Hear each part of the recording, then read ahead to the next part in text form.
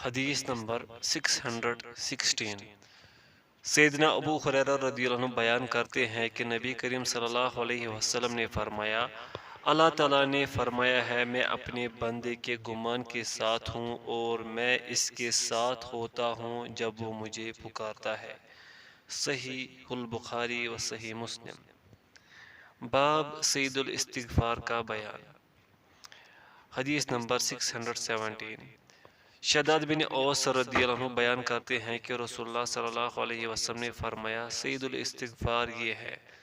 ترجمہ: اے اللہ، تو میرا رب ہے، تیرے سوا کوئی معبود نہیں، تو نے مجھے پیدا کیا، میں تیرا بندہ ہوں، میں اپنی طاقت کے مطابق تیرے عہد اور تیرے وعدے پر قائم ہوں، میں تیری نعمتوں کا اقرار کرتا ہوں اور اپنے گناہوں کا بھی اعتراف کرتا ہوں، لہذا مجھے بخش دے، بے شک تیرے علاوہ گناہوں کو کوئی بخشنے والا نہیں، اور میں نے جو گناہ کیے ان کے شر سے بھی تیری پناہ مانگتا ہوں۔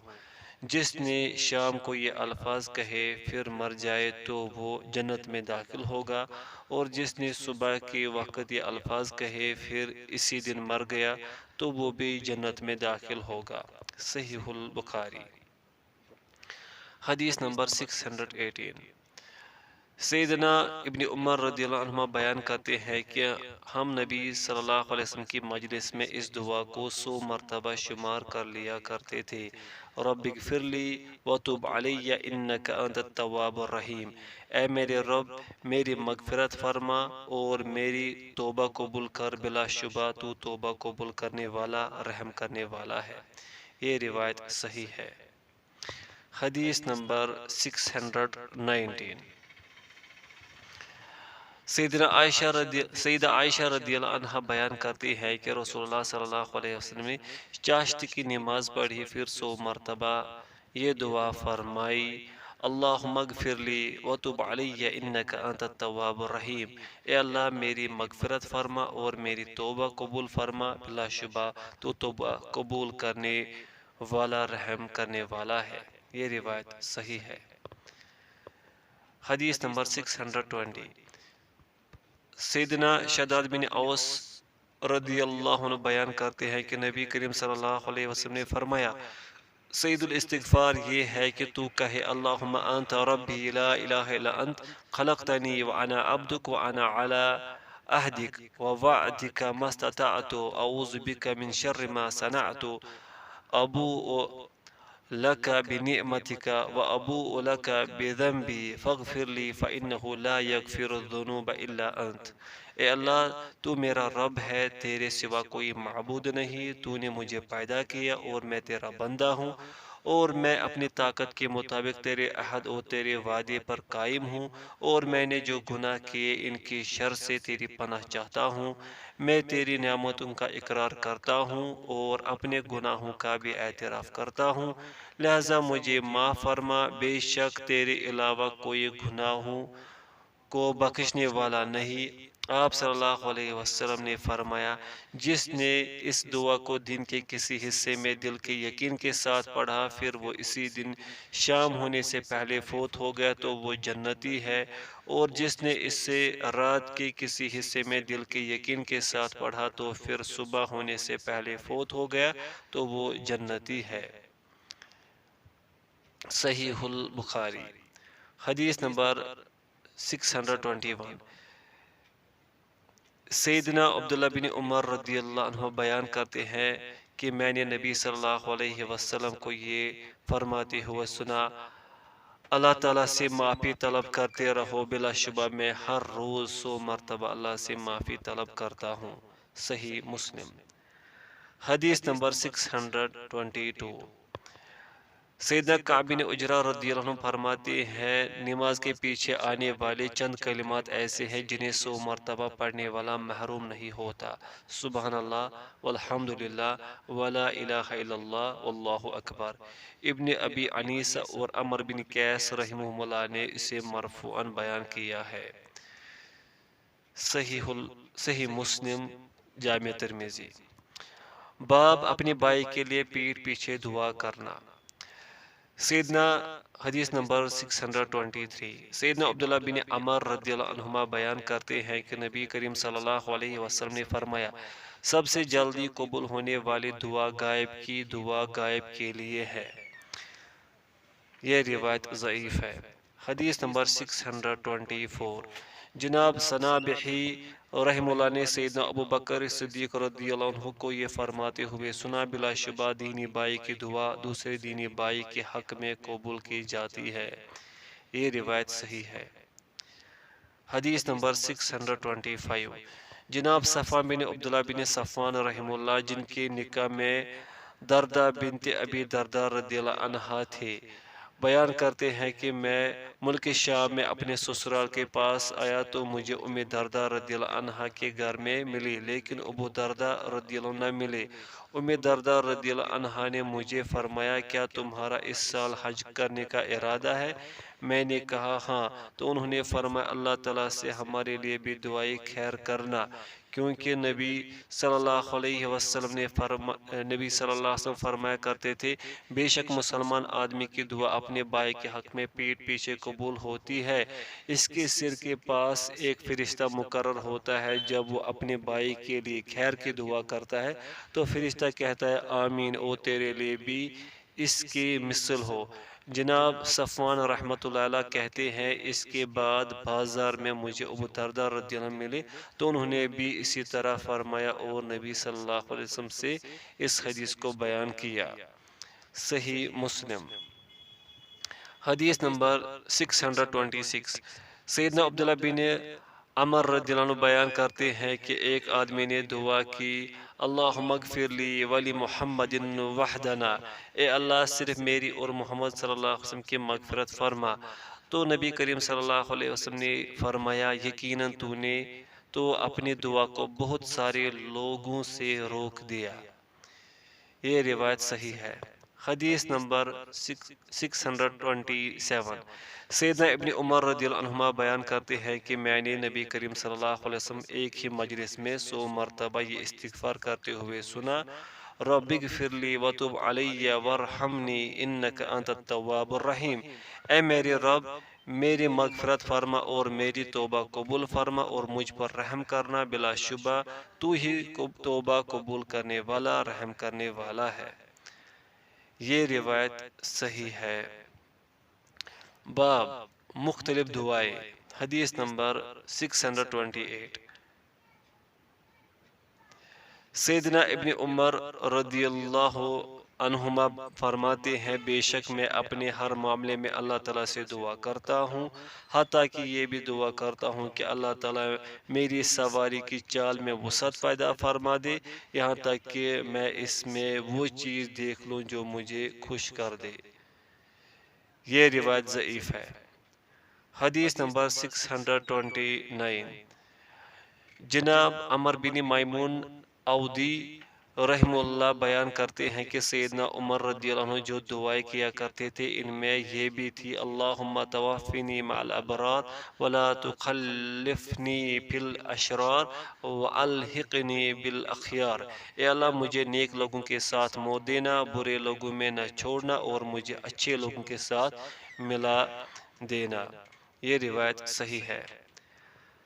حدیث نمبر 630، جناب شقیق بیان کرتے ہیں کہ سیدنا عمر رضی اللہ عنہ اکثر جو دعائیں کیا کرتے تھے ان میں یہ بھی تھی، ربنا اصلح بیننا واہدنا سبل السلام ونجنا من الظلمات الى النور واصرف عنا الفواحش ما ظهر منها وما بطن وبارك لنا في اسماعنا وابصارنا وقلوبنا وازواجنا وذرياتنا وتب علينا انك انت التواب الرحيم واجعلنا شاكرين لنعمتك مثنین بہا قائلین بہا واتممها علینا، اے ہمارے رب ہماری اصلاح فرما اور اسلام کے راستے کی طرف ہماری رہنما کر اور رہنمائی کر اور ہمیں تاریکیوں سے روشنی کی طرف نجات دے، اور بری باتوں سے جو ظاہر ہے اور جو پوشیدہ ہے ہم کو دور رکھ، اور ہماری سماعت میں، ہماری بصارت میں، ہمارے دلوں میں، ہماری بیویوں میں اور ہماری اولاد میں برکت عطا فرما، اور ہماری توبہ قبول فرما۔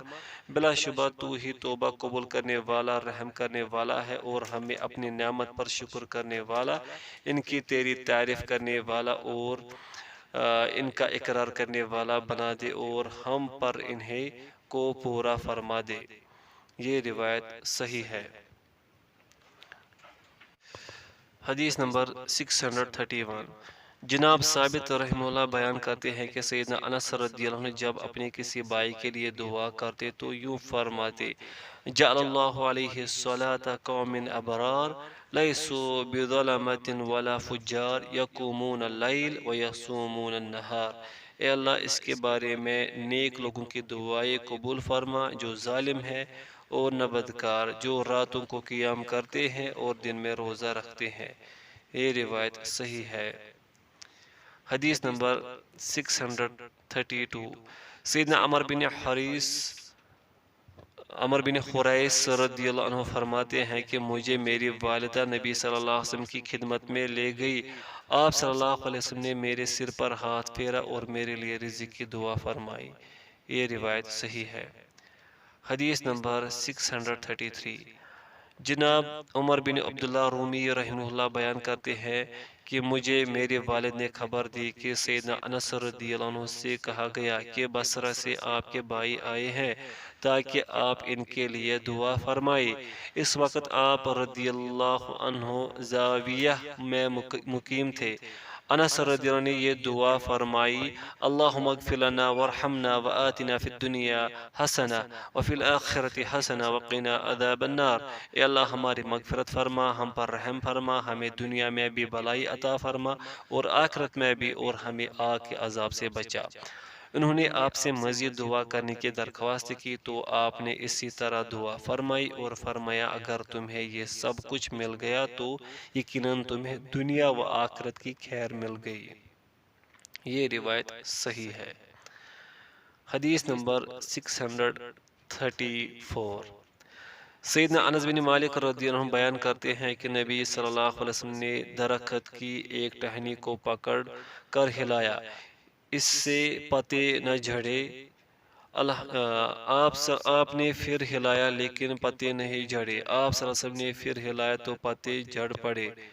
آپ صلی اللہ علیہ وسلم نے فرمایا: بلا شبہ سبحان اللہ، الحمدللہ اور لا الہ الا اللہ خطاؤں کو اس طرح جھاڑ دیتے ہیں جس طرح یہ درخت اپنے پتے جھاڑ رہا ہے۔ یہ روایت حسن ہے۔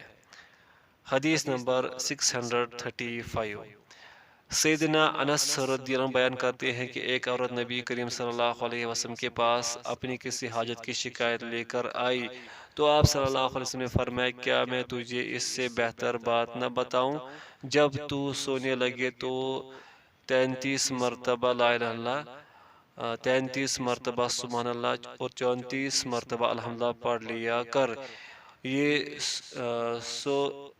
سو ہو گئے جو دنیا اور جو کچھ اس میں ہے اس سب سے بہتر ہے۔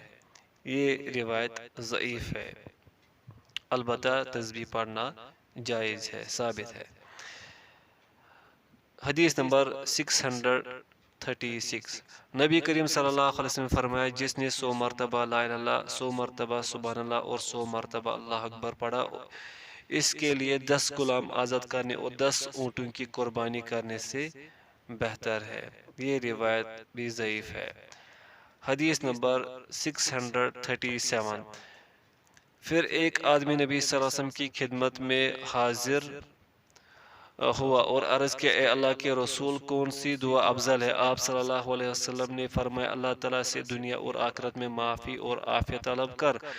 پھر اگلے دن وہ آیا اور کہنے لگا: اے اللہ کے نبی، کون سی دعا افضل ہے؟ آپ صلی اللہ علیہ وسلم نے فرمایا: اللہ تعالیٰ سے دنیا اور آخرت میں معافی اور عافیت طلب کر۔ جب تجھے دنیا اور آخرت میں عافیت دے دی گئی تو یقیناً تو کامیاب ہو گیا۔ یہ روایت صحیح ہے۔ حدیث نمبر 638، سیدنا ابو ذر رضی اللہ عنہ بیان کرتے ہیں کہ نبی کریم صلی اللہ علیہ وسلم نے فرمایا اللہ تعالیٰ کے ہاں سب سے پسندیدہ کلام یہ ہے سبحان اللہ لا شریک لہ لہ الملک و لہ الحمد وهو علی کل شیء قدیر ولا حول ولا قوة الا باللہ سبحان اللہ وبحمدہ اللہ پاک ہے اس کا کوئی شریک نہیں اسی کے لیے بادشاہی ہے اور اسی کے لیے تمام تعریفیں ہیں اور وہ ہر چیز پر قادر ہے گناہوں سے بچنے اور نیکیوں پر چلنے کی قوت اللہ ہی کی طرف سے ہے اللہ تعالیٰ پاک ہے اور اسی کے لیے تمام تعریفیں ہیں صحیح مسلم حدیث نمبر 639 سیدہ عائشہ رضی اللہ عنہ بیان کرتی ہے کہ نبی کریم صلی اللہ علیہ وسلم میرے پاس تشریف لائے آپ کو کوئی کام تھا اور میں اس وقت نماز پڑھ رہی تھی میں نے ذرا دیر لگائی آپ صلی اللہ علیہ وسلم نے فرمایا اے عائشہ دعا کے مختصر اور جامع کلمات کو لازم پکڑو میں نے عرض کیا اے اللہ کے رسول دعا کے مختصر اور جامع کلمات کیا ہے آپ صلی اللہ علیہ وسلم نے فرمایا یہ دعا کیا کرو اللہم انی اسألک من الخیر کل آجلہ و آجلہ ما علمت منہ وما لم اعلم واعوذ بک من شر کل آجلہ و آجلہ ما علمت منہ وما لم اعلم واسألک الجنة وما قرب الیہا من قول او عمل واعوذ بک من النار وما قرب الیہا من قول او عمل واسألک مما سألک به محمد صلی اللہ علیہ وسلم واعوذ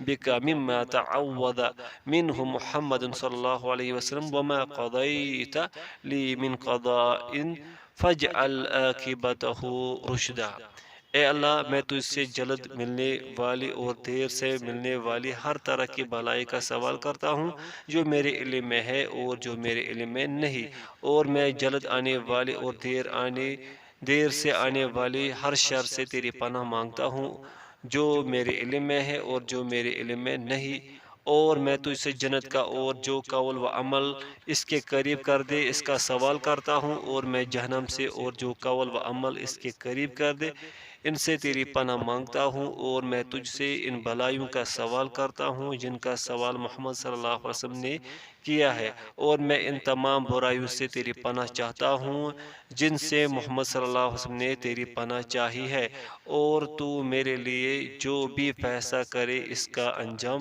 بہتر کر دے یہ روایت صحیح ہے باب نبی صلی اللہ علیہ وسلم پر درود بھیجنے کا بیان حدیث نمبر 640 سیدنا ابو سعید خدری رضی اللہ عنہ بیان کرتے ہیں کہ نبی کریم صلی اللہ علیہ وسلم نے فرمایا جس مسلمان آدمی کے پاس صدقہ کرنے کے لیے کچھ نہ ہو تو وہ یہ پڑھے اللہم صلی علی محمد عبدک و رسولک وصلی علی المؤمنین والمؤمنات والمسلمین والمسلمات اے اللہ اپنے بندی اور اپنے رسول محمد صلی اللہ علیہ وسلم پر درود بھیج اور مومن مردوں مومن عورتوں پر اور مسلمان مردوں اور مسلمان عورتوں پر بھی درود بھیج یہ اس آدمی کی طرف سے زکوٰۃ ہوگی یہ روایت ضعیف ہے حدیث نمبر 641 سیدنا ابو ہریرہ رضی اللہ عنہ بیان کرتے ہیں کہ نبی کریم صلی اللہ علیہ وسلم نے فرمایا جس نے یہ کلمات کہی اللہم صلی علی محمد وعلی آل محمد کما صلیت علی ابراہیم وعلی ابراہیم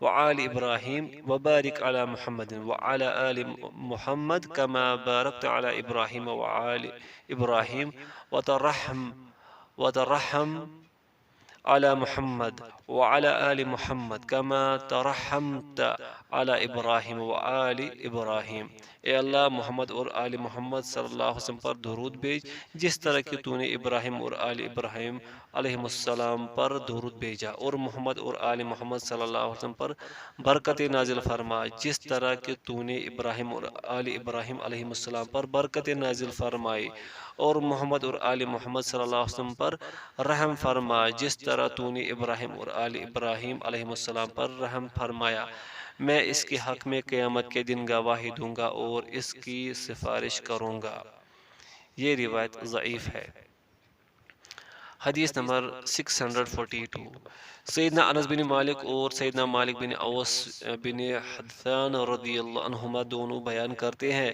کہ نبی صلی اللہ علیہ وسلم قضائے حاجت کے لیے نکلے آپ نے کسی آدمی کو نہ پایا جو آپ صلی اللہ علیہ وسلم کے ساتھ جاتا پھر سیدنا عمر رضی اللہ عنہ مٹی کا چھوٹا گھڑا یا لوٹا لے کر آپ صلی اللہ علیہ وسلم کے پیچھے گئے اور آپ کو ایک خشک پہاڑی نالے میں سجدہ کرتے ہوئے پایا تو ذرا دور ہو کر پیچھے بیٹھ گئے۔ جب نبی صلی اللہ علیہ وسلم نے سجدے سے اپنا سر مبارک اٹھایا تو فرمایا اے عمر، اور تو نے بہت اچھا کیا کہ جب تو نے مجھے سجدے کی حالت میں دیکھا تو دور جا بیٹھا۔ بے شک جبریل علیہ السلام میرے پاس تشریف لائے اور فرمایا جو شخص آپ پر ایک دفعہ درود بھیجے گا اللہ تعالیٰ اس پر 10 رحمتیں نازل فرمائے گا اور اس کے 10 درجات بلند کرے گا۔ یہ روایت حسن ہے۔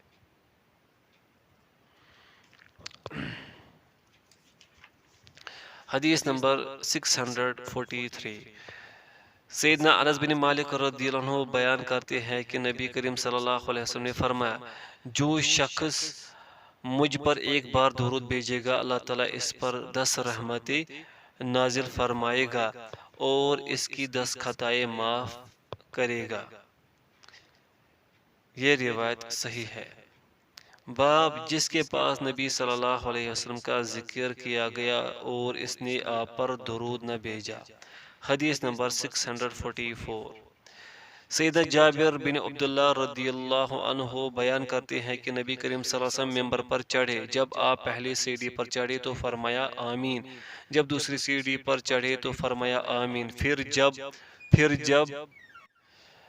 جب دوسری سیڑھی پر چڑھے تو فرمایا آمین، پھر جب تیسری سیڑھی پر چڑھے تو فرمایا آمین۔ صحابہ کرام نے عرض کیا اے اللہ کے رسول، ہم نے آپ کو 3 بار آمین کہتے ہوئے سنا ہے، اس کی کیا وجہ ہے؟ آپ صلی اللہ علیہ وسلم نے فرمایا جب میں پہلے سیڑھی پر چڑھا تو جبریل علیہ السلام میرے پاس تشریف لائے اور فرمایا وہ بندہ بدنصیب ہو جس نے رمضان کا مہینہ پایا پھر وہ گزر گیا اور اس کی بخشش نہ ہوئی، تو میں نے کہا آمین۔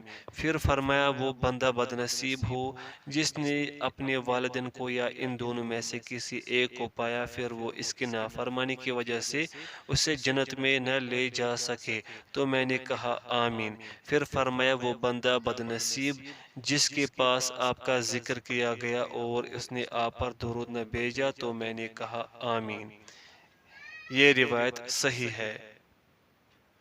حدیث نمبر 645۔ سیدنا ابو ہریرہ رضی اللہ عنہ بیان کرتے ہیں کہ نبی کریم صلی اللہ علیہ وسلم نے فرمایا جو شخص مجھ پر ایک مرتبہ درود بھیجے گا اللہ تعالیٰ اس پر 10 مرتبہ رحمت نازل فرمائے گا۔ یہ روایت صحیح ہے۔ حدیث نمبر 646۔ سیدنا ابو ہریرہ رضی اللہ عنہ بیان کرتے ہیں کہ نبی کریم صلی اللہ علیہ وسلم ممبر پر چڑھے تو آپ صلی اللہ علیہ وسلم نے فرمایا آمین آمین آمین۔ آپ صلی اللہ علیہ وسلم سے عرض کیا گیا اے اللہ کے رسول یہ آپ صلی اللہ علیہ وسلم کیا کر رہے تھے؟ آپ صلی اللہ علیہ وسلم نے فرمایا مجھے جبریل نے کہا اس شخص کی ناک خاک آلود ہو جس نے اپنے والدین کو یا ان دونوں میں سے کسی ایک کو پایا اور وہ اس کی نافرمانی کی وجہ سے اسے جنت میں نہ لے جا سکے، میں نے کہا آمین۔ پھر فرمایا اس شخص کی ناک خاک آلود ہو جس پر رمضان کا مہینہ آیا اور اس کی بخشش نہ ہوئی، میں نے کہا آمین۔ پھر فرمایا اس شخص کی ناک خاک آلود ہو جس کے پاس آپ کا ذکر کیا گیا لیکن اس نے آپ صلی اللہ علیہ وسلم پر درود نہ بھیجا، میں نے کہا آمین۔ صحیح مسلم۔ حدیث نمبر 647۔ سیدنا ابن عباس رضی اللہ عنہما سیدہ جویریہ بنت حارث بن ابی ذرار رضی اللہ عنہ سے روایت کرتے ہیں، انہوں نے بیان کیا نبی کریم صلی اللہ علیہ وسلم میرے ہاں سے باہر تشریف لے آئے اور ان کا نام برہ تھا۔ نبی صلی اللہ علیہ وسلم نے ان کا نام بدل کر جویریہ رکھا تھا۔ آپ باہر تشریف لے گئے اور اس حالت میں گھر میں داخل ہونا ناگوار سمجھا کہ ان کا نام ہی برہ ہو۔ پھر آپ دن چڑھنے کے بعد ان کے پاس واپس تشریف لائے اور وہ اپنی جگہ پر اسی طرح بیٹھی تھی۔ آپ صلی اللہ علیہ وسلم نے فرمایا کیا تو برابر اپنی جگہ پر بیٹھی رہی؟ یقیناً میں نے تیرے پاس سے جانے کے بعد 3 مرتبہ یہ 4 کلمات کہے ہیں، اگر تیرے کلمات کے ساتھ ان کا وزن کیا جائے تو یہ کلمات وزن میں بڑھ جائیں گے۔ وہ کلمات یہ ہے: سبحان اللہ و بحمدہ عدد خلقہ و رضا نفسہ و زنۃ عرشہ و مداد کلماتہ۔ پاکی ہے اللہ تعالیٰ کی اور اس کی تعریف اس کی مخلوق کی تعداد کے برابر اور اس کی ذات کی رضا مندی کے برابر، اس کے عرش کے وزن کے برابر اور اس کے کلمات کی تعداد کے برابر۔ صحیح مسلم۔ حدیث نمبر 648۔ سیدنا ابو ہریرہ رضی اللہ عنہ بیان کرتے ہیں کہ رسول اللہ صلی اللہ علیہ وسلم نے فرمایا، جہنم سے اللہ تعالیٰ کی پناہ مانگو، قبر کے عذاب سے اللہ کی پناہ مانگو، دجال کے فتنے سے اللہ کی پناہ مانگو، زندگی اور موت کے فتنوں سے اللہ کی پناہ مانگو۔ صحیح مسلم۔ باب مظلوم کا ظالم کے لیے بد دعا کرنا۔ حدیث نمبر 649۔ سیدنا جابر رضی اللہ عنہ بیان کرتے ہیں کہ نبی کریم صلی اللہ علیہ وسلم یہ دعا کیا کرتے تھے: اللہم اصلح لی سمعی و بصری واجعلہما الوارثین منی وانصرنی علی ما ظلمنی وارنی منہ ثأری۔ اے اللہ میرے کانوں اور میری آنکھوں کو درست رکھ اور انہیں میری طرف سے وارث بنا، یعنی آخری دم تک انہیں صحیح رکھ، اور اس شخص کے خلاف میری مدد کر جو مجھ پر ظلم کرے اور مجھے اس سے انتقام لے کر دکھا دے۔ صحیح، یہ روایت صحیح ہے۔ حدیث نمبر 650۔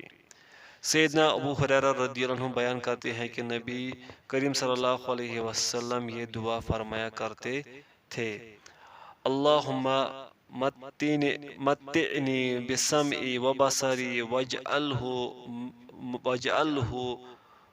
الوارث منی وانصرنی علی عدوی وارنی منہ ثأری۔ اے اللہ مجھے میری کانوں اور میری آنکھوں سے فائدہ پہنچا اور انہیں میری طرف سے وارث بنا، اور میرے دشمن کے خلاف میری مدد کر اور مجھے اس سے انتقام لے کر دکھا دے۔ یہ روایت صحیح ہے۔ حدیث نمبر 651۔ جناب سعد بن طارق بن عشیم اشجعی رحمہ اللہ اپنے والد سے روایت کرتے ہیں، انہوں نے بیان کیا کہ ہم صبح سویرے نبی صلی اللہ علیہ وسلم کی خدمت میں حاضر ہوا کرتے تھے۔ کبھی کوئی آدمی آ جاتا اور کبھی کوئی عورت آ جاتی تو وہ کہتا: اے اللہ کے رسول، جب میں نماز پڑھوں تو کیا دعا کروں؟ آپ صلی اللہ علیہ وسلم فرماتے: یہ کہو، اللہم اغفر لی وارحمنی واہدنی وارزقنی۔ اے اللہ مجھے بخش دے، مجھ پر رحم فرما، مجھے ہدایت دے، مجھے رزق عطا فرما۔ یقیناً ان کلمات نے تیری دنیا اور تیری آخرت جمع کر دی۔ دوسرے سند میں جناب ابو مالک رحمہ اللہ کہتے ہیں کہ میں نے بھی یہ روایت اپنے والد سے سنی، لیکن انہوں نے یہ الفاظ بیان نہیں کیے کہ جب میں نماز پڑھوں۔ جناب عبد الواحد اور یزید بن ہارون رحمہ اللہ نے اس کی مطابقت کی ہے۔ صحیح مسلم۔ باب جس نے دراز عمری کی دعا کی۔ حدیث نمبر 652۔ سیدہ ام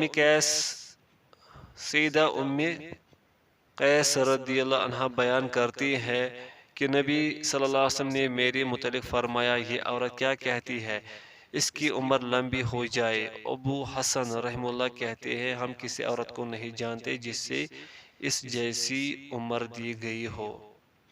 یہ روایت ضعیف ہے۔